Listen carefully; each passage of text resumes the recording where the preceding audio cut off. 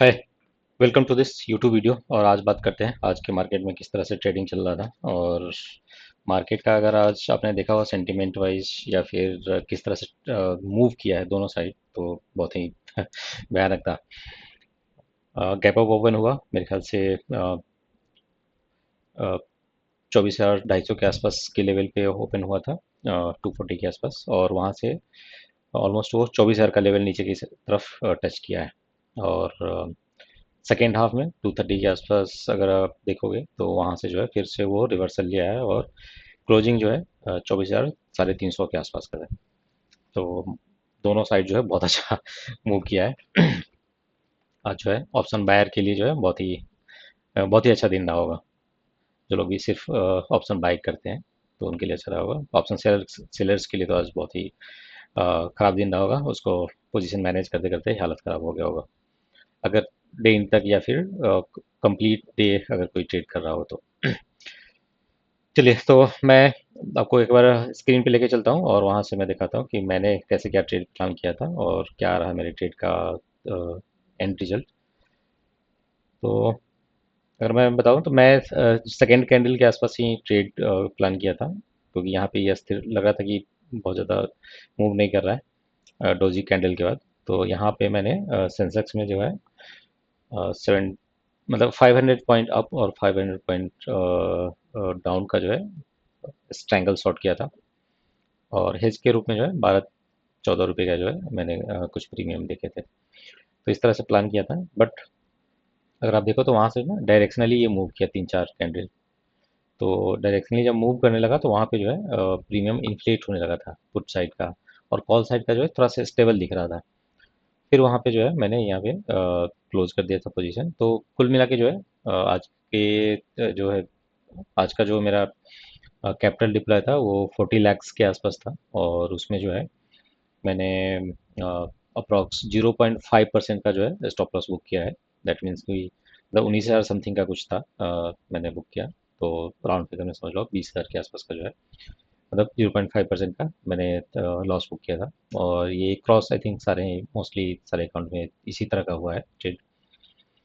और ये entry I think दो बार में मैंने प्लान किया था। एक तो सेकंड कैंडल पे और एक बार और दो बार में मैंने ट्राई किया था। और दोनों दोनों बार का जो है कलेक्टिव जो है स्टॉप लॉस वो 0.5% का लगा है। तो चूंकि डायरेक्शनली मूव कर गया तो फिर मैंने वहाँ से एग्जिट करना ही सही रखा। सही सही सही मतलब कि ये किया। क्योंकि वहाँ के बाद भी अगर आप देखो तो थोड़ा सा हल्का सा साइडवेज मतलब बेरिस माइंडसेट के साथ ही साइडवेज था। बट वहाँ से भी अगर जब ब्रेक किया है तो काफ़ी नीचे गया है। मतलब अगर ओपनिंग से लेके देखेंगे तो 250 पॉइंट का डाउन साइड मूव गया है। तो ये काफ़ी बड़ा आई थिंक मूव होता है ड्यूरिंग द डे। और खास के जब अगर आप कोई एक रेंज सेल करके रखें तो उस केस में जो है काफ़ी बड़ा लॉस हो सकता है। तो इसलिए मैंने वहीं पे एग्जिट कर लिया था। जो भी मेरा मतलब फर्स्ट स्टॉप लॉस 0.5% का है। तो मोस्ट ऑफ द केस में मतलब फर्स्ट टारगेट ये रहता है कि अगर पहला स्टॉप लॉस हिट हो रहा है मतलब 0.5% का, तो उसको लेके और क्लोज कर देते हैं। फिर मतलब ड्यूरिंग द डे जो है मैंने कोई प्लान नहीं किया। और ये सारे मूवमेंट में मैंने कुछ भी प्लान नहीं किया। और ना ही डे इन पे कुछ प्लान किया है, क्योंकि जैसे वॉर एंड होने का आई थिंक कुछ न्यूज़ चल रहा है। तो मे बी उस केस में मे बी ये गैप अप भी ओपन हो सकता है। तो उस चीज़ को ध्यान में रखते हुए मैंने कोई प्लान नहीं किया अभी कैरी फॉरवर्ड। जो भी पोजीशन था वहीं भी क्लोज करके और फिर मैं नॉर्मली वेट ही किया। मतलब प्रीमियम वगैरह का बिहेवियर ही देखा, मतलब वॉच कर रहा था। और प्रीमियम का बिहेवियर से भी लग रहा था कि कुछ ना कुछ मूव जो है पेंडिंग है। क्योंकि जब मार्केट ये नीचे के लेवल पे था ना, अगर सेंसेक्स की मैं बात करूँ 76,800 900 के आसपास था, वहाँ भी जो है 78,000 का, जो कि 1,000-1,100 पॉइंट दूर का जो है स्ट्राइक प्राइस, उसमें भी जो है ना ऑलमोस्ट 90 to 100 के आसपास का प्रीमियम था। वहाँ से कुछ मतलब आपको वो सिग्नल मिल जाता है कि कुछ ना कुछ मूव जो है पेंडिंग है। तो वो एक अच्छा आई थिंक सिग्नल रहता है, सो दैट कि आप कोई अननेसेसरी का ट्रेड प्लान नहीं करो और अननेसेसरी का फिर बार बार स्टॉप लॉस ना लो। तो वो रीडिंग सही रहा। और डे में आई थिंक काफ़ी हाई मतलब डे हाई पे ही क्लोज किया है। तो क्लोजिंग काफ़ी अच्छा है। दैट मीन्स कि मे बी गैप अप होने की जो पॉसिबिलिटीज़ हैं वो काफ़ी हाई हैं।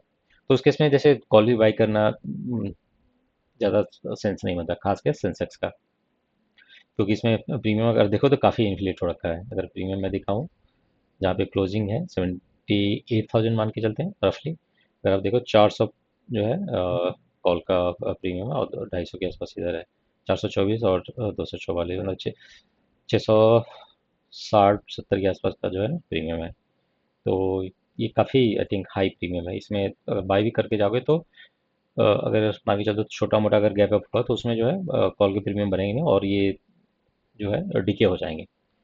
तो इसलिए मैंने कोई बाई का भी कुछ नहीं देखा। तो यही था मेरे आज का ट्रेड। और ओवरऑल आज का दिन जो है ऑप्शन बायर के लिए ही था। तो काफ़ी लोग जो बाई करते होंगे उनके लिए आज जो है अच्छा विन विन सिचुएशन होगा, दोनों साइड का आई थिंक प्ले करने को मिला होगा, मतलब ट्रेड करने को मिला होगा। साथ में क्रूड ऑयल भी आप देख सकते हो काफ़ी कितना नीचे गया है, 9700 के आसपास जो चल रहा था एक आध दिन पहले तक, वो अब 8700 के आसपास गया। दैट मीन्स कि ऑलमोस्ट 950 पॉइंट, 1000 पॉइंट के आसपास का गिरावट है।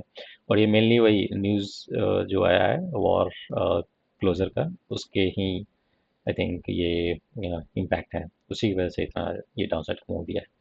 और वही रीजन है कि निफ्टी भी ऊपर जाके क्लोज किया है, बैंक निफ्टी भी ऊपर जाके क्लोज किया है। तो अचानक ही आई थिंक 2:30 के बाद ही ये सारा कुछ प्ले हुआ है, अदरवाइज तो बेरिश ही लग रहा था। और विक्स भी जो है, अब अगर देखो तो ये भी काफ़ी वोलेटाइल था। जैसे अगर देखो काफ़ी मतलब एक बार तो नीचे ही ओपन हुआ था, बट ये ऊपर भी गया, फिर थोड़ा देर साइडवेज रहा, फिर जब मार्केट नीचे की तरफ जा रहा था, जब 24,000 के लेवल पे गया था, तो विक्स काफ़ी फिर से भरा था, 18 के लेवल पे चला गया था। बट जब ये सेकेंड हाफ में जो मूवमेंट आया है ऊपर की तरफ, उस वहाँ से जो है विक्स नीचे की तरफ मूव किया है। तो ये भी एक अनदर सिग्नल है।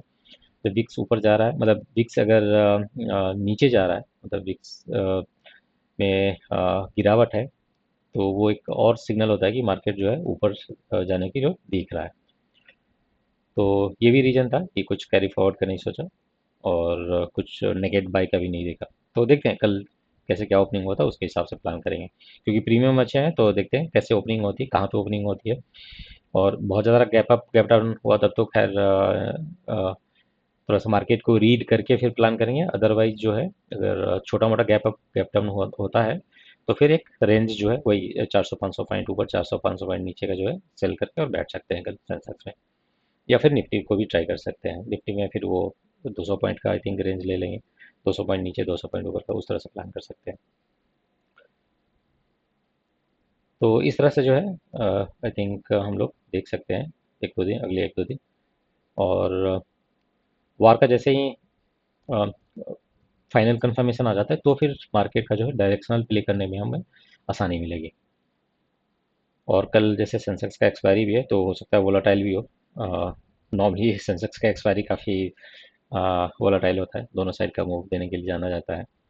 तो देखते हैं कैसे क्या होता है। बट जैसे विक्स क्रैश किया है थोड़ा सा, तो वो एक पॉजिटिव साइन है कि हो सकता है ऊपर की तरफ का जो है मूव दे मार्केट।